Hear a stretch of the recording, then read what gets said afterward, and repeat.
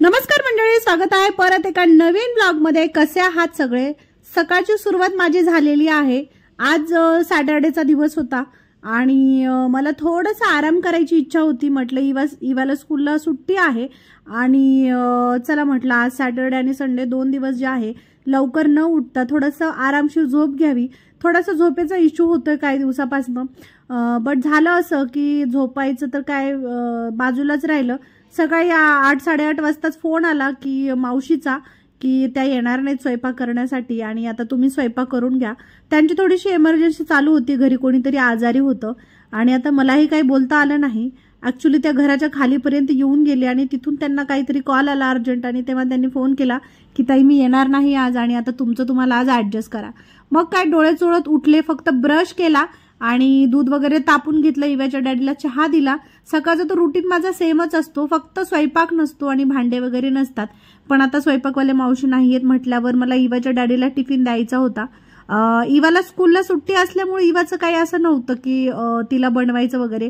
तिचं कसं ती झोपली होती त्यामुळे ती रिलॅक्स निवांत उठते, दूध घेते आणि मग 2 तासानंतर ब्रेकफास्ट किंवा मग लंच, मग त्यामुळे तिला काही असं घाई गडबड नव्हती आणि माझंही असं काही नव्हतं। फक्त काम महत्वाचं होतं ते म्हणजे टिफिन देणं।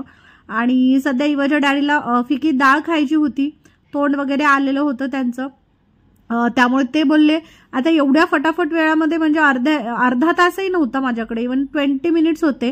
8:30-9च्या दरम्यान फोन आला आणि 9:30 वाजेपर्यंत तर ते घराच्या बाहेर जातात। मग इतक्या पटकन म्हणजे लवकर वेळामध्ये होणं पॉसिबल नव्हतं, पण मी म्हटलं नाही, मी कुकर लावते आणि तोपर्यंत पीठ मळून घेते आणि जोपर्यंत तुम्ही चहा घ्याल तोपर्यंत मी ब्रश करते। असं एक टाइम मॅनेज केला, म्हणजे डोक्यामध्ये ठेवलं की बाबा एवढ्या वेळामध्ये हे करायचंय। विदाऊट ठरवता म्हणजे काहीच न ठरवता जर कामाला सुरुवात केली ना तुम्ही, तर मी सांगते कामं होतच नाहीत। मी एक 5 मिनिटाचा वेळ घेते की मला नेमकं काय काय करायचंय, हे करायचंय, हे आणि हे अगोदर केलं पाहिजे, हे नंतर केलं पाहिजे। आणि मी खरंच त्या 5 मिनिटांमध्ये जवळजवळ 10-20 मिनिटं वाचवल्यासारखे झाले।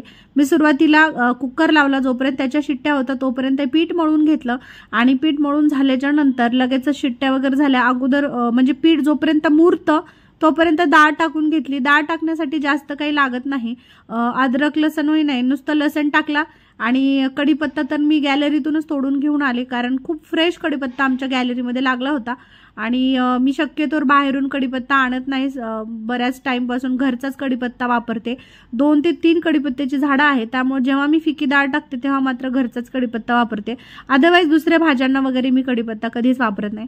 फटाफट 2 मिनिटात डाळ शिजवायला ठेवली। जोपर्यंत डाळ शिजते तोपर्यंत त्यांच्या पुरत्या पोळ्या टाकून घेतल्या। पोळ्या मला सगळ्या काही टाकायच्या नव्हत्या, मला फक्त 2-3 पोळ्या टाकायच्या होत्या, ते सुद्धा टिफिन पुरते। बरं, पोळ्यांचं पीठ मी चुकून रात्रीच आणलं होतं, नाहीतर मग आज जर पोळीचं पीठ नसतं तर मला भाकरी टाकाव्या लागल्या असत्या। आणि भाकरी टाकायचं म्हटलं ना तर माझी सगळ्यात म्हणजे पेनफुल गोष्ट माझ्यासाठी स्वयंपाकातली भाकरी टाकणं आहे। मला अजिबात भाकरी टाकणं आवडत नाही आणि रात्रीच मी पीठ दळून आणलं होतं, त्यामुळे मात्र मला आज थोडंसं वाचलं माझ्याकडनं। कारण कसं आहे, जेव्हा मला भाकरी टाकायच्या आहेत तेव्हा मी मावशीकडनं टाकून घेते आणि पोळ्या वगैरे असतील तर काही वाटत नाही, पण जेव्हा पीठच नाही तर काही ऑप्शन नाही ना। आणि राईसवर नाही दिले तर त्यांचं पोट वगैरे भरणार नाही तेवढ्यानी, त्यामुळे मस्त पीठ चुरलं। पण पीठ इतकं छान आलं होतं, जेव्हा पीठ व्यवस्थित दळून येतं ना तेव्हा मात्र पोळी कशीही लाटा, खूप सुंदर पोळ्या बनतात। चला आज मी पोळ्या कशा बनवायच्या, त्याही परफेक्ट पोळ्या कशा बनवायच्या ते सांगते। सगळ्यात तर अगोदर पहिली स्टेप आहे ती म्हणजे तुम्ही दळण व्यवस्थित दळून आणायचं, चांगलं बारीक पीठ दळून आणायचं। जेवढं बारीक पीठ असेल ना तेवढं त्याच्यामध्ये चिकटपणाही जास्त असतो, त्यानंतर त्याला चाळून वगैरे घ्यायची गरज नसते। आम्ही शक्यतोवर पीठ जे आहे ते चाळून घेत नाही, कारण कसं आहे त्याच्या जे बाहेरची स्किन असते त्याच्यातच बऱ्याचशा गोष्टी असतात, त्यामुळे मी शक्यतोवर चाळून घेत नाही। त्यानंतर जेव्हा पीठ मळता तुम्ही तेव्हा मात्र एक 10 ते 15 मिनिटं त्याला मुरायला ठेवायचं। वरून जर ऑइल लावून झाकून ठेवलं ना तर 15 मिनिटात पीठ इतकं सुंदर म्हणजे हे होतं, मुरतं आणि त्यामुळे मात्र चपात्या खूप छान बनतात। सुरुवातीला जे मी पीठ मळून ठेवलं होतं ना ते असंच अर्ध अर्ध वगैरे म्हणजे जसं एकदम क्लीन वगैरे मळून ठेवलं नव्हतं, नॉर्मली मळून ठेवलं. पण जेव्हा 15 मिनिटं झाले ना, परत एकदा त्याला व्यवस्थित एकत्र करून घ्यायचं, त्याचा एक व्यवस्थित मोठा गोळा बनवायचा. लाईन्स वगैरे आल्या नाही पाहिजे, एकदम क्लीन गोळा बनला पाहिजे, जेणेकरून पोळ्या सुद्धा तितक्याच क्लीन बनतील. त्यानंतर समोर बघू शकता पोळीचा एक छोटासा गोळा घेतलेला आहे पिठाचा.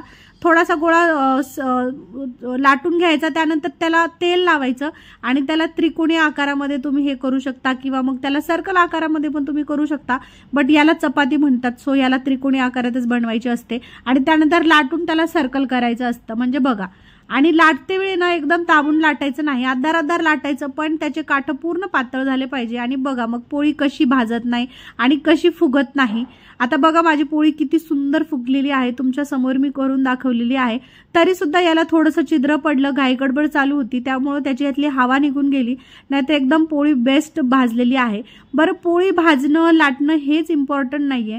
पोळी भाजल्याच्या नंतर ती कडक होऊ नये याच्यासाठी जेव्हा तुमची पोळी भाजल्या जाईल ना, तेव्हा जेव्हा तुम्ही तव्यावरून काढता तेव्हा त्याच्यातली हवा काढून टाकायची. बघा समोर दिसत असेल तुम्हाला, जेव्हा तुम्ही त्याच्यातली हवा काढाल ना, तर तेव्हा ती कडक बनत नाही. जर खूप वेळ त्याच्यामध्ये गरम हवा असेल, वाफ असेल ना, तर थोड्या वेळाने ते काय होतं, कडक बनतात पोळ्या. त्यामुळे त्याच्यातली पूर्ण हवा काढायची, त्याला दाबायचं आणि त्यानंतर एकावर एक पोळ्या ठेवायच्या. लगेचच कॅसेरॉलमध्ये भरून ठेवायच्या नाही, थोडंसं हवेला हडकू द्यायच्या, जेणेकरून पाणी वगैरे त्या कॅसेरॉलमध्ये भरत नाही वाफेचं. चला, इथे टिफिन रेडी झालेला आहे, माझी कामं झालेली आहेत आणि मी फक्त 4 पोळ्या त्यांच्या पुरत्या लाटलेल्या आहेत. फटाफट 20 मिनिटांमध्ये मी आज त्यांचा टिफिन रेडी करून दिलेला आहे. व्लॉग आवडलास तर लाईक करा. भेटूया उद्याच्या ब्लॉगमध्ये. बाय.